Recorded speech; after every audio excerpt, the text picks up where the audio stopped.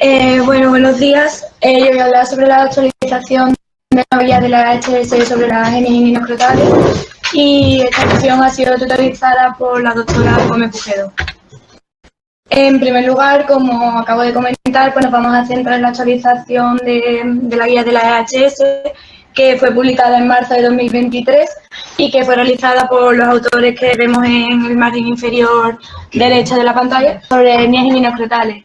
Que las hernias inguinocrotales son un tipo de hernia poco frecuente. De hecho, de los 20 millones de pacientes que se someten a reparación de hernias inguinales en el mundo al año, tan solo un 6% en países desarrollados son hernias escrotales, pero sin embargo en países de bajos recursos, en países en vías de desarrollo, pues llegan a ser hasta un 67%. Los factores de riesgo para desarrollar este tipo de hernias, pues una atención médica tardía, dificultad a la accesibilidad médica, falta de recursos económicos, bajo nivel educativo y miedo a someterse a una intervención quirúrgica. Aunque es un tipo de hernia poco frecuente, es bastante importante, ya que cuenta con mayor mortalidad que las hernias inguinales normales.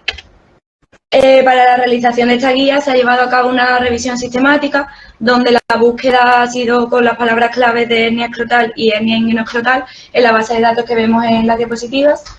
Se llegaron a revisar unos 1.690 artículos, en los que finalmente, tras las exclusiones de los autores, se quedaron en unos 23, con diferentes niveles de evidencia, desde nivel de evidencia 2 hasta nivel de evidencia 4, siendo la mayoría de ellos, es decir, de los 23, 14, nivel de evidencia 4.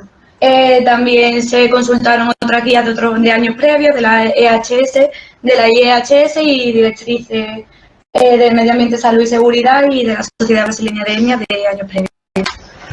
Vamos a pasar ya a analizar las preguntas que se han ido respondiendo en esta guía. La primera de ellas es si existe una definición y un sistema de clasificación para las hernias escrotales. Una hernia escrotal se define como una hernia inguinal que ha descendido y que ha causado alguna distorsión del escroto y se denomina con la letra S. En función de donde se localiza, pues se subdivide en tercio superior medio S1, S2 tercio medio, S3 tercio inferior y si es irreductible se le añade IR. Aunque se propone esta clasificación, no hay una clasificación generalmente aceptada como si la hay para las hernias inguinales. Luego, ¿existe un mayor riesgo de complicaciones asociadas a la reparación de hernia escrotal? Sí que existe mayor riesgo de complicaciones en la reparación de este tipo de hernia mediante cualquier método de reparación. Al final son pacientes con mayor edad, con mayor IMC, mayor ASA, defectos más grandes, que cuentan con mayores factores de riesgo, pero también es verdad que cuentan con un menor dolor postoperatorio y un menor dolor crónico al año. También tienen mayor riesgo de hemorragia, de seroma, de híleo y de lesión intestinal o de incidencia de herida. La tercera pregunta que se analiza es que si se tienen que llevar a cabo por cirujanos especialistas. Como hemos dicho previamente, las reparaciones de este tipo de hernias cuentan con mayor riesgo, un mayor grado de complejidad y también pues mayor riesgo de complicaciones. Sobre todo si hablamos de hernias de S2, S3, irreductible, con pérdida de dominio y ASA 4. Entonces, sí se sugiere que se realicen por cirujanos dedicados a pared, pero también es verdad que no hay estudios comparativos de series de hernias inguinocrotales que hayan sido reparadas por especialistas versus no especialistas. ¿Tiene alguna función la espera vigilante de las hernias escrotales?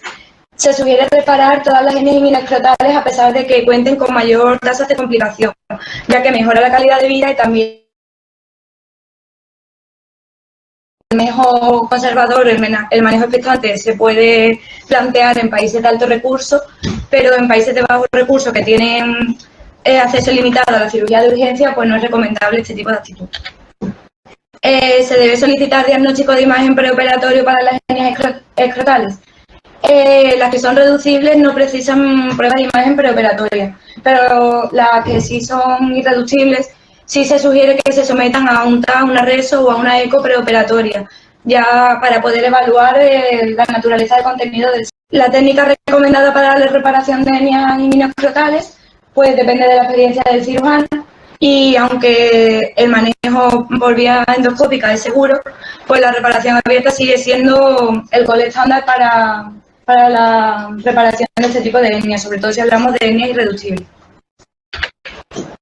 Si consideramos que la reparación endoscópica es si consideramos que el paciente es apto para una reparación endoscópica, ¿qué método, TEP o TAP?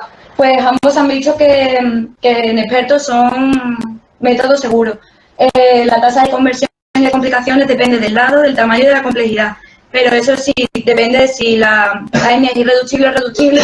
Pues si es irreductible, preferiríamos un TAP, y si es reducible, pues un TEP.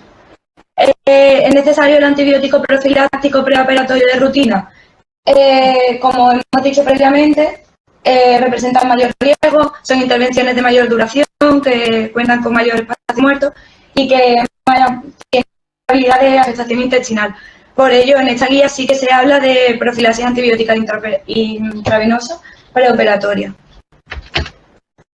¿Y el sondaje urinario se recomienda de forma rutinaria? Pues no se recomienda de forma rutinaria el sondaje vesical, sino que se recomienda en hernias escrotales complejas, hernias que son irreductibles, que son S2, S3, ASA4 en pacientes frágiles. También se recomienda en pacientes que se van a someter a TEP por riesgo a lesión con los trocales. Y variar el tratamiento de la hernia escrotal reductible versus la irreductible. Pues sí que, como sí puede llegar a variar, lo que se recomienda es que las reductibles se reduzcan una vez que el paciente ya está relajado y anestesiado. Y también lo que se sugiere es que la decisión de qué abordaje, si abierto o endoscópico, se tome a la hora de que el paciente ya está relajado y anestesiado, porque el manejo y el abordaje pues, puede variar. ¿Cuál es el manejo ideal del saco? Pues el manejo ideal es reducir en bloque el saco, aunque dependiendo de la intervención y de la experiencia del cirujano hay veces que esto no es posible. Cuando se decide abandonar el saco, pues aumenta la incidencia de seroma. Y los drenajes disminuyen la incidencia de seroma. En las hernias inguinales estándar no se recomienda el uso de drenaje de forma rutinaria, pero en las hernias inguinoescrotales pues, podría estar justificado según la preferencia del cirujano y según también pues, el tipo de hernias, si son S2, si son S3. ¿Por qué se recomienda? Pues porque cualquier disminución del espacio muerto y del espacio residual pues disminuye los riesgos de formación de seroma y de hematoma. Y la orquidectomía en el tratamiento quirúrgico de las hernias escrotales debería considerarse. De manera rutinaria no se recomienda. Lo que pasa es que es verdad que en ciertas hernias grandes y escrotales complejas de larga duración, esto puede llegar a ser necesario. Por ello se habla de que tiene que ir recogido en el consentimiento informado, porque nunca se sabe si se puede llevar a cabo. Y el manejo ideal del cremaste de los nervios en la reparación de la hernia escrotal. Lo ideal es identificar y conservar el nervio, pero es verdad que en hernias escrotales de larga duración, con agrandamiento del cordón, con un cremaster hipertrófico, con un anillo agrandado, pues puede ser necesaria la resección del cremaster y una neurectomía pragmática para llegar a reconstruir el anillo. Y la escrotoplastia en el tratamiento de las hernias escrotales es necesaria.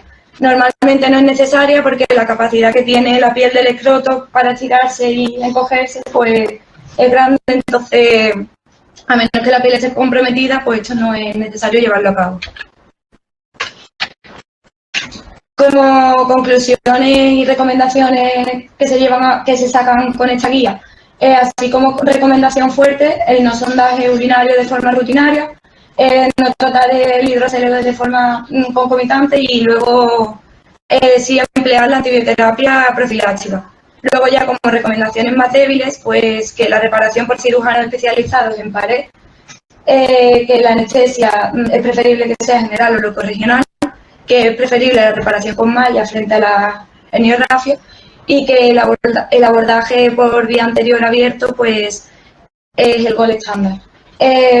Todo esto, aunque los autores son conscientes de las limitaciones del estudio, ya que la fuente y la evidencia científica con la que cuentan es un nivel de evidencia bajo. Por ello, lo que proponen al final de esta guía es realizar un estudio con un mejor diseño, sobre todo en países en vías de desarrollo,